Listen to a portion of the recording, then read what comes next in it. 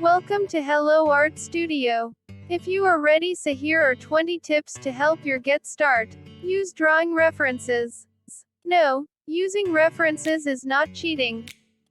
If you don't know how to draw, look for a reference for it.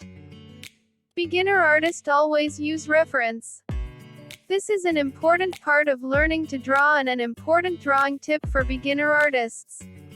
I've been over this quite a lot already, so I'll make this short.